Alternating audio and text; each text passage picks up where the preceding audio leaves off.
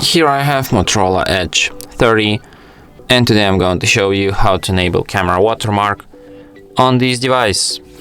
So firstly you have to open camera, then go to the settings by tapping on the gear icon, then go to the photos section, and here you can enable watermark.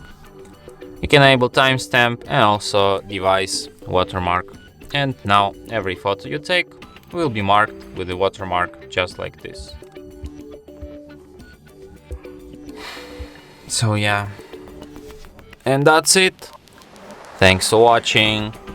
If you find this tutorial useful, don't forget to hit that like button and subscribe to our channel.